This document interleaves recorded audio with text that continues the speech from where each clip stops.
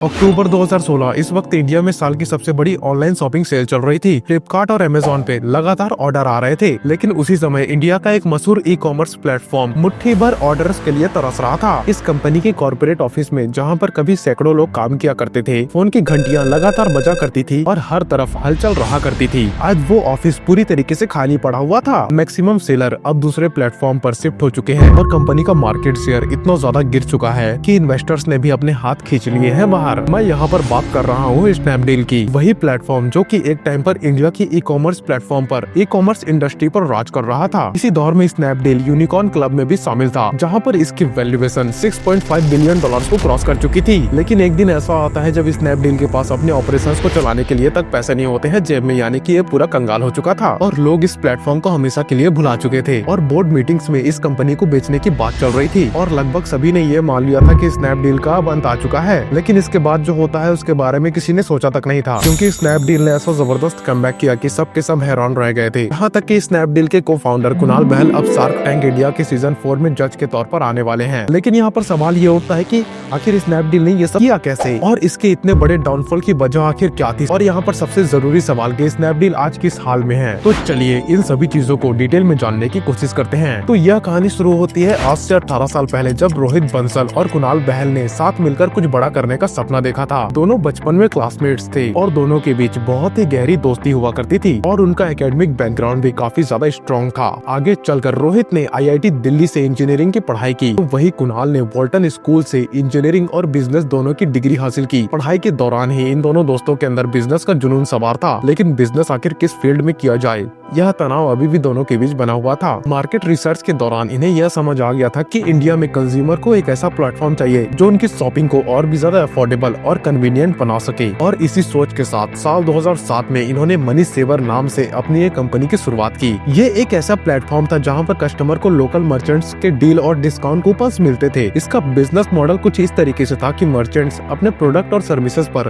कुछ special offer दिया करते थे और यहाँ पर मनी सेवर उन ऑफर्स को कलेक्ट करके कूपन्स रूप में कस्टमर्स तक पहुँचाया करता था। इस मॉडल का ये मकसद था कि कस्टमर की ज्यादा से ज्यादा सेविंग हो सके और यहाँ पर मर्चेंट्स को ज्यादा से ज्यादा कस्टमर मिल सके। शुरुआत में ये मर्चेंट्स को ऑन बोर्ड करने में तो सफल रहे, लेकिन उस वक्त आप जानते हैं कि कस्टमर का रिस्पांस काफी ज्यादा ठंडा था, क्योंकि अगर असल में देखा जाए तो उस वक्त इंडिया के अंदर इस तरीके के कॉन्सेप्ट इतने ज्यादा कॉमन नहीं थे। लेकिन इसके बावजूद उन्होंने कभी भी हार नहीं मानी और देखा कि उस दौरान इंडिया में ऑनलाइन प्लेटफॉर्म का चलन तेजी से बढ़ रहा था, जबकि दूसरी तरफ ऑफलाइन स्पेस में कंपटीशन बहुत ही ज्यादा था। और यही वो पल था जब रोहित और कुणाल ने मनी सेवर को इंटरनेट पर ले जाने का फैसला किया और इस तरीके से इनका ये बिजनेस नए सिरे से ऑनलाइन प्लेटफॉर्म के रूप में लॉन्च किया गया। अब ऑनलाइन जाने के बाद मनी सेवर ने इंडियन कूपन इंडस्ट्री में अपनी एक अलग पहचान बना ली। हालांकि फाउंडर्स को ये बात बहुत जल्दी समझ आ गई थी कि कूपन बेस्ड मॉडल को एक लिमिटेड टाइम तक ही एक्सपेंड किया जा सकता है। इसी वजह से इनको एक ऐसे बिजनेस मॉडल की जरूरत महसूस हुई जो ज्यादा से ज्यादा सस्टेनेबल हो। और 2010 में इसी सोच के साथ मनी सेवर को रीब्रांड करके स्नैपडील के रूप में इसको लॉन्च किया गया। शुरुआत में स्नैपडील एक डेली डील वेबसाइट के रूप में काम किया करता था, लेकिन जल्द ही फाउंडर्स को यह एहसास होता है कि इस पर्टिकुलर मॉडल में भी ज्यादा पोटेंशियल नहीं मौजूद है और अगर इनको लंबे समय तक सरवाइव करना है तो इनको जल्द ही कोई सॉलिड बिजनेस मॉडल खोजना होगा। और इसी खोजबीन के दौरान उन्होंने ये देखा कि इंडिया के अंदर ई कॉमर्स का जो ट्रेंड है ना, वो बहुत ही तेजी से बढ़ रहा है। फ्लिपकार्ट और अमेजोन जैसे नए नए बड़े बड़े प्लेयर मार्केट में अपनी जगह बना रहे थे। असल में कस्टमर्स अब सिर्फ डिस्काउंट या फिर कूपन तक सीमित नहीं थे, बल्कि वो कस्टमर एक ऐसे प्लेटफॉर्म की खोज में निकल चुके थे जहाँ पर उनको एक अच्छा शॉपिंग एक्सपीरियंस मिल सके। और यहीं पर रोहित और कुणाल ने इस बदलाव को बहुत ही जल्द समझ लिया। उन्होंने स्नैपडील को धीरे धीरे एक डेली डील मार्केट से बदलकर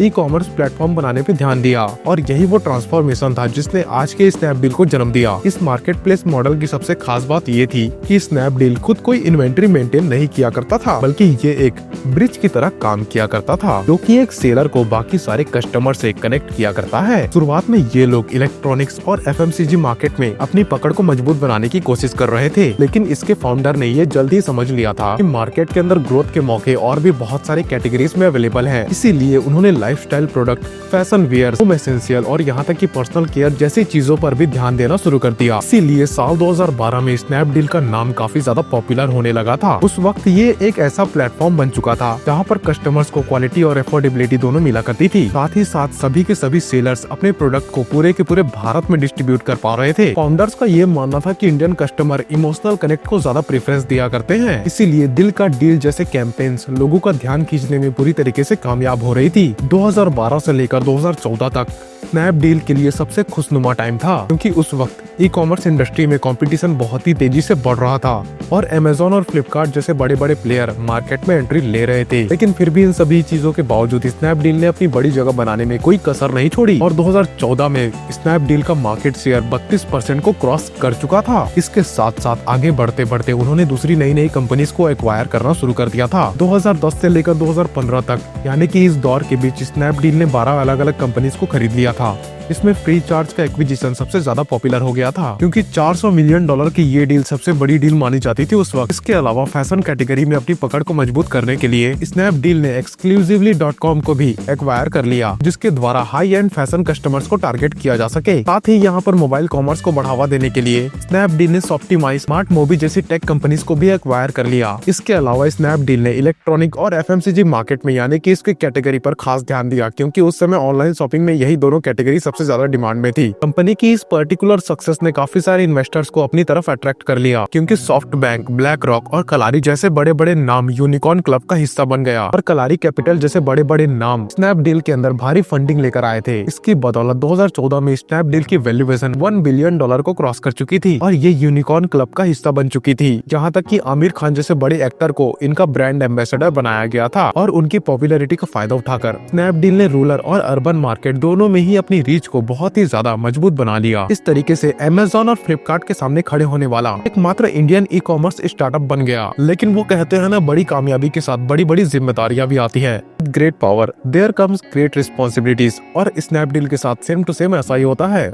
2015 तक स्नैपडील ने अपने बिजनेस मॉडल में बहुत सारी बड़ी बड़ी ऊंचाइयों को छू लिया था, लेकिन जैसे जैसे समय बीतता गया इसका मार्केट शेयर लगातार गिरने लगा था और महज 1 से 1.5 साल के अंदर घट करके 4% पर आ गया था, जो कि कभी 26 से 32% के आसपास झूलता रहता था। अब आपके मन में यहाँ पर एक सवाल आ रहा होगा कि जो कंपनी पिछले कई सालों से ग्रो कर रही थी, वो अचानक से इतनी खराब सिचुएशन में आखिर आ कैसे गई? वैसे देखा जाए तो इस पर्टिकुलर डाउनफॉल के पीछे कोई एक नहीं बल्कि बहुत सारे रीजन थे। इसमें से सबसे बड़ी गलती थी फ्री चार्ज का एक्विजिशन। 2015 में स्नैपडील ने फ्री चार्ज को $400 मिलियन में एक्वायर किया था। इसका मकसद स्नैपडील के पेमेंट इकोसिस्टम को मजबूत बनाना था, लेकिन होता इसका एग्जैक्ट उल्टा है। फ्री चार्ज न केवल स्नैपडील के रेवेन्यू मॉडल को बढ़ाने में विफल रहा, बल्कि इसके फाइनेंसेस पर भारी दबाव डाल दिया और इसकी वजह से कैश फ्लो की बहुत बड़ी समस्या आन पड़ी थी और ये डिसीजन पैसों की तंगी का एक बहुत बड़ा कारण बनकर रह गया। इसके अलावा मार्केट कंपटीशन भी स्नैपडील के ऊपर बहुत बड़ी सरदर्दी बनकर बैठ गई थी और उस वक्त फ्लिपकार्ट और अमेज़न इंडियन मार्केट में अपनी पकड़ को बहुत ही तेजी से मजबूत कर रही थी। वो एग्रेसिव प्राइसिंग, फास्ट डिलीवरी और इन्वेंट्री बेस्ड मॉडल के जरिए कस्टमर्स को अपनी तरफ अट्रैक्ट कर रहे थे। वहीं पर स्नैपडील का वर्किंग मॉडल इन सभी की सभी स्ट्रेटेजी से मुकाबले करने में विफल रहा था, क्योंकि स्नैपडील के पास अपनी खुद की कोई इन्वेंट्री नहीं थी। इसकी वजह से ये प्रोडक्ट की क्वालिटी और डिलीवरी जैसे एस्पेक्ट को अच्छी तरीके से बड़े लेवल पर कंट्रोल नहीं कर पा रहे थे। ऐसे में ये कंपटीशन से पिछड़ने लगे थे और कस्टमर्स ने धीरे धीरे स्नैपडील से पीछे छुड़ा लिया। लेकिन यहाँ पर इनके लिए एक और टेंशन ये आती है कि बहुत सारी कंट्रोवर्सीज ने इनकी हालत को और भी ज्यादा खराब कर दिया। दरअसल 2015 में जब स्नैपडील ने आमिर खान को अपना ब्रांड एम्बेसडर बनाया था, आमिर ने देश में बढ़ रही इनटॉलरेंस पर एक टिप्पणी कर दी थी और बस फिर क्या था, आमिर के उस टॉन्ट ने पूरे देश में हंगामा मचाकर रख दिया था। और क्योंकि उस वक्त वो स्नैपडील के ब्रांड एम्बेसडर थे, इसीलिए लोगों ने उनके विरोध में स्नैपडील को बाइकआउट करना शुरू कर दिया और सोशल मीडिया पर गुस्साए हुए लोगों ने स्नैपडील को अनइंस्टॉल करना शुरू कर दिया था। हालांकि कंपनी ने यह सफाई दिया था कि आमिर खान के इस बयान का कंपनी से कोई भी लेना देना नहीं है और अगले ही साल तुरंत उन्होंने आमिर खान के साथ जो अपना कॉन्ट्रैक्ट था उसको एक्सपायर कर दिया। लेकिन तब तक बहुत देर हो चुकी थी। 2016-17 का वो दौर स्नैपडील के लिए सबसे बुरा साबित हुआ। एक वक्त था जब ई कॉमर्स इंडस्ट्री में इंडिया के अंदर फ्लिपकार्ट और अमेज़न से ये कंपनी कंधे से कंधा मिलाकर चला करती थी, लेकिन अब इसके हालत ऐसे हो गए थे कि स्नैपडील को अपना अस्तित्व बचाने के लिए बहुत ज्यादा स्ट्रगल करना पड़ रहा था। 2017 आते आते स्नैपडील के कैश रिजर्व पूरी तरीके से खत्म हो चुके थे। कंपनी की वैल्यूएशन जो कभी अराउंड $6.5 बिलियन की हुआ करती थी,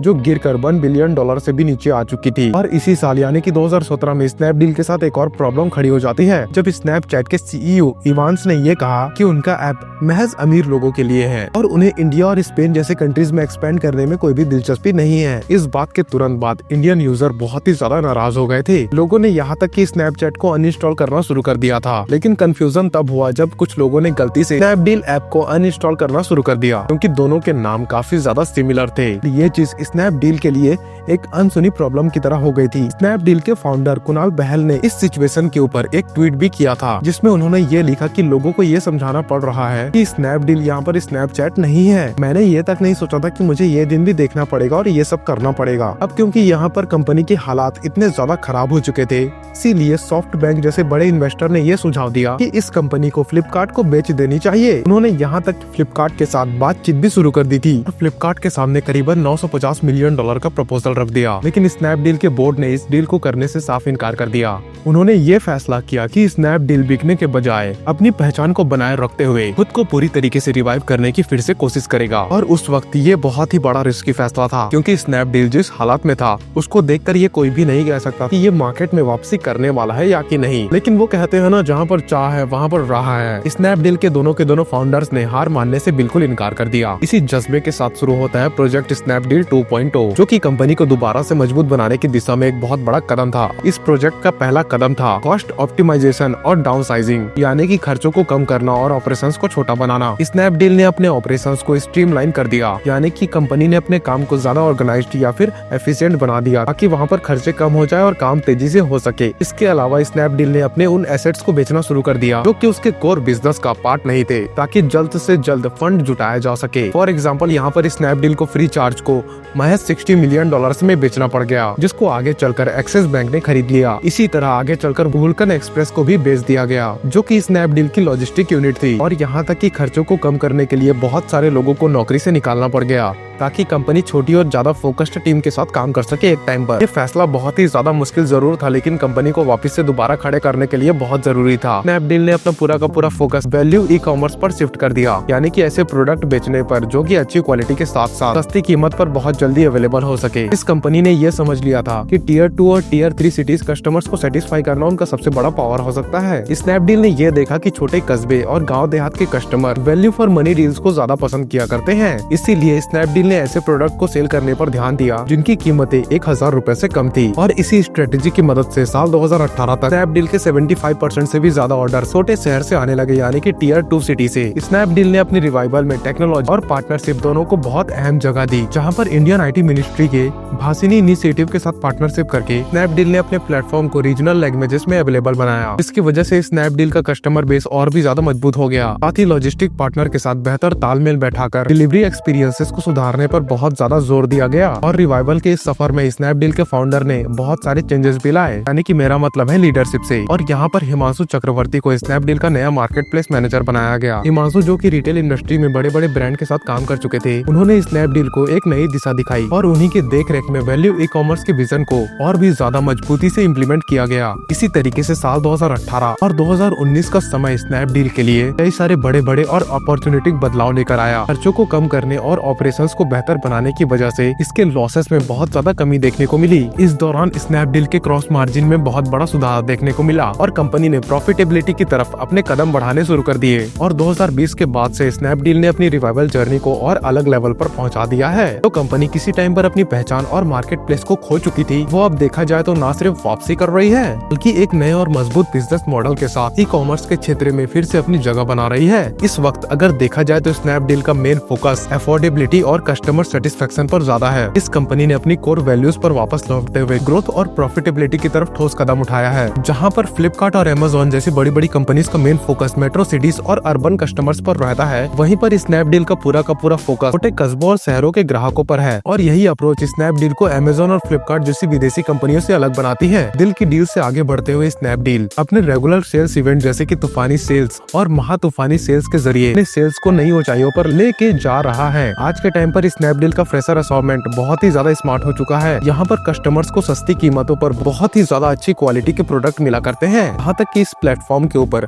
personalised shopping feeds, voice searches, Hindi English जैसे बहुत सारे लैंग्वेजेस और बहुत सारी अलग अलग सुविधाएं मौजूद है। और इन सभी फीचर्स की वजह से इसने अपना यूजर एक्सपीरियंस एक्सपीरियंस बहुत ही ज्यादा बेटर कर दिया है। यहाँ तक कि स्नैपडील अपने प्लेटफॉर्म के ऊपर AI का भी यूज कर रहा है, तो कस्टमर को पर्सनलाइज्ड रिकमेंडेशन दिया करता है। आज के टाइम पर स्नैपडील की सबसे बड़ी खासियत उसकी ट्रांसपेरेंट प्राइसिंग है, जो कि उसको बाकी ई-कॉमर्स प्लेटफॉर्म से अलग बनाया करती है। यहाँ पर किसी भी प्रकार की हिडन फीस या फिर कन्वीनियंस चार्जेस नहीं हुआ करते, जो कि इसको और भी अलग लेवल पर पहुंचाती है और प्रॉफिटेबल बनाती है। और जो प्राइजेस आप यहाँ पर देखा करते हो वही फाइनल प्राइजेस भी हुआ करती है कि और दूसरे प्राइजेस ये लोग आपके ऊपर थोपते हैं। इसके अपोजिट अमेजोन और फ्लिपकार्ट कई बार चेकआउट के टाइम पर एक्स्ट्रा डिलीवरी चार्जेस या फिर कन्वीनियंस फीस जुड़ जाती है, जो कि बहुत दुखद बात है और इसकी वजह से कस्टमर्स बहुत ही अलग लेवल पर इरिटेट हो जाते हैं। स्नैपडील ने यहाँ पर इस पर्टिकुलर प्रॉब्लम को समझते हुए यहाँ पर एक ऐसा इकोसिस्टम बनाया है जहाँ पर हर चीज टल की तरह क्लियर रहती है। स्नैपडील पर बिना मिनिमम कार्ड वैल्यू के फ्री डिलीवरी मिला करती है, जो कि बहुत अच्छी बात है। और वही फ्लिपकार्ट और अमेजोन जैसे बड़े बड़े प्लेटफॉर्म पर मिनिमम अमाउंट बहुत ही ज्यादा जरूरी होता है फ्री डिलीवरी के लिए, क्योंकि छोटे मोटे ऑर्डर्स करने वालों के लिए बहुत बड़ी बड़ी मुसीबत। स्नैपडील का ये वाला फीचर शहरों वाले कस्टमर्स के लिए बहुत ही ज्यादा हेल्पफुल है, क्योंकि अक्सर वहाँ के लोग कम पैसे खर्च करना जरूरी समझते हैं। रिटर्न्स की अगर यहाँ पर बात करें तो स्नैपडील की पॉलिसीज बहुत ही ज्यादा सिंपल है। मीशो जैसे प्लेटफॉर्म पर रिटर्न्स के लिए अलग अलग प्राइसेस दिखाए जाते हैं, जिससे कि कस्टमर्स को ये लगता है कि उनको एक्स्ट्रा चार्जेस देने पड़ेंगे, लेकिन स्नैपडील के ऊपर ऐसा कोई भी झंझट नहीं है, जो कि कस्टमर का भरोसा और भी बढ़ा देते हैं। अमेजोन और फ्लिपकार्ट के ऊपर लोकेशंस के हिसाब से वहाँ के प्राइसेस यानी कि प्रोडक्ट के प्राइसेस बदलते रहते हैं, लेकिन स्नैपडील पर ऐसा बिल्कुल नहीं है। और यही फेयरनेस और सिंप्लिसिटी आज के टाइम पर स्नैपडील को बहुत ही ज्यादा खास बना रही है। और इजी पॉलिसीज की वजह से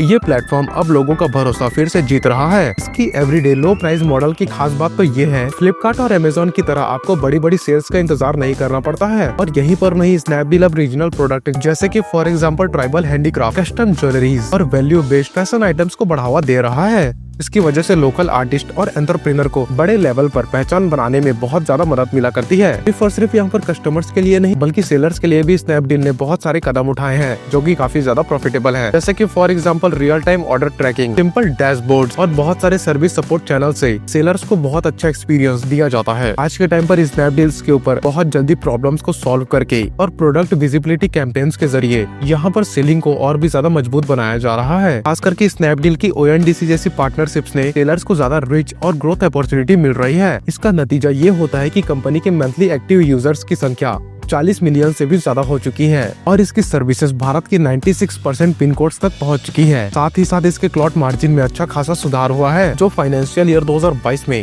31.8% था, वो फाइनेंशियल ईयर 2023 में बढ़कर 35.5% हो गया है। आज के टाइम पर स्नैपडील ना केवल एक ई-कॉमर्स प्लेटफॉर्म है, जो कि एक ऐसी कंपनी है जो कि इंडियन कस्टमर बदलते हुए जरूरतों को अच्छी तरीके से समझती है और छोटे बड़े सभी के सभी सेलर्स को एम्पावर करते हुए देश की इकोनॉमी में बहुत बड़ा योगदान दे रही है। स्नैपडील ये सफर ये साबित करता है कि अगर मेहनत सही दिशा और सही स्ट्रेटेजी के साथ की जाए तो किसी भी चुनौती को बड़ी आसानी से पार किया जा सकता है। बाकी आज के लिए बस इतना ही।